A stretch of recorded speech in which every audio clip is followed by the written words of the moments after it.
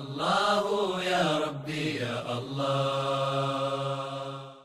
শয়তান থেকে বাঁচার জন্য কতগুলো পদ্ধতি আছে।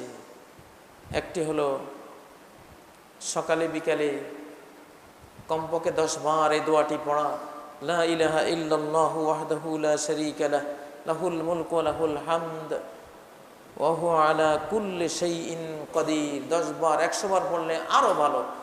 অনেক ফজিলত আছে, তার মধ্যে একটা হলো ইয়াকুনু লাহু হিরজাম মিনাশ শাইতান, শয়তান থেকে এটা তার জন্য নিরাপত্তা, তার সেফটি, তার সিকিউরিটি। শয়তান আর তাকে কোনো কুমন্ত্রণা দিয়ে বিভ্রান্ত করতে পারবে না। দ্বিতীয়টি হলো আয়াতুল কুরসি। আয়াতুল কুরসি, আল্লাহু লা ইলাহা ইল্লা হুয়াল হাইয়ুল কাইয়্যুম মান ক্বারা আয়াতুল কুরসি দুবুরা সালাওয়াতিল মাকতুবাত লাম ইয়ামনাহু মিন দুখুলিল জান্নাতি ইল্লা আন ইয়ামুত। রাওয়াহুন নাসাঈ। হাদিসটি গ্রহণযোগ্য হাদিস যে আয়াতুল কুরসি যদি 5 ওয়াক্ত সালাতের পরে কেউ পড়ে, তার জান্নাতে যাবার বাকি শুধু মৃত্যু। তার জান্নাতের লাইন ক্লিয়ার, শয়তান তাকে জান্নাত থেকে বঞ্চিত করতে পারবে না। সূরা বাকারাকে শয়তান ভয় পায়। সূরা বাকারার এবং সমগ্র কোরআনের সবচেয়ে বড় আয়াত হলো আয়াতুল কুরসি। এটাকে সাথী বানাবেন।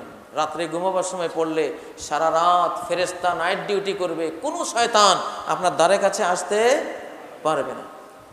আরেক তবরানীর আরেকটি হাদিসে আছে, মান ক্বারা আয়াতুল কুরসি দুবুরা সালাওয়াতিল মাকতুবাত কানা ফি জিম্মাতিল্লাহি হাত্তা সালাতিল উখরা।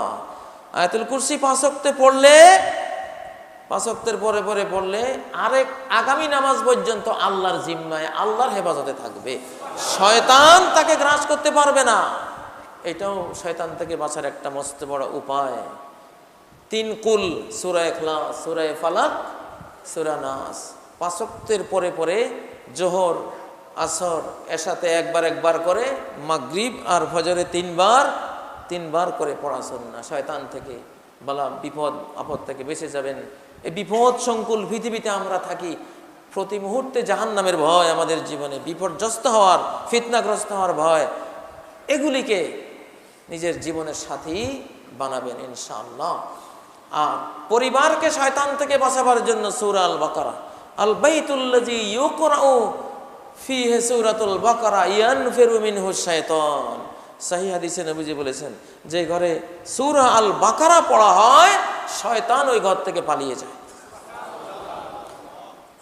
সবচেয়ে সহজ একটি দোয়া আছে, এটা পড়লে সকালে 10 বার, বিকালে 10 বার পড়লে শয়তান আপনার কোনো ক্ষতি করবে না। আউযু বিল্লাহি মিনাশ শাইতানির রাজীম, সকালে 10 বার, বিকালে 10 বার। আরো অনেকগুলো আছে, আজকে এইটুকু বললাম। যেহেতু এই জঘন্য শয়তান, এই শয়তানের হাত থেকে বাঁচতে হবে, শয়তানের কারিকুলাম থেকে বাঁচতে হবে, কোরআনের আশ্রয়ে থাকতে হবে।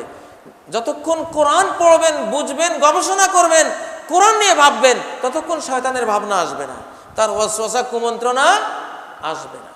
অতএব এই নিরাপত্তার বিষয়গুলি, শয়তান থেকে নিরাপদ থাকার বিষয়গুলি আমাদের প্রত্যেকেরই জরুরি।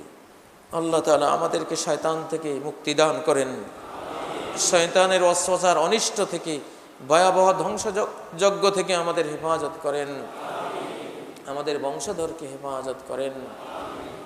যেমন মারিয়াম আলাইহিস সালাম বলেছিলেন, মারিয়ামের মা বলেছিলেন, ওয়া ইন্নী উরিজুহা বিকা ওয়া যুররিয়াতাহা মিনাশ শাইতানির রাজীম, আমি এই কন্যাকে, তার বংশধরকে বিতাড়িত শয়তান থেকে হে আল্লাহ আপনার আশ্রয়ে দিলাম।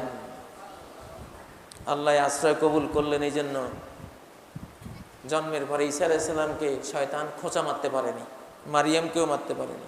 মারিয়াম আর মারিয়ামের পুত্রকে ওই দোয়ার, মারিয়ামের মায়ের ওই দোয়ার বরকতে এই মারিয়াম আর তার পুত্র শয়তানের ঘা থেকে বেঁচে গেল। আল্লাহু আল্লাহু ইয়া রাব্বি ইয়া আল্লাহ, আল্লাহু ইয়া রাব্বি ইয়া আল্লাহ। লা ইলাহা ইল্লাল্লাহ, লা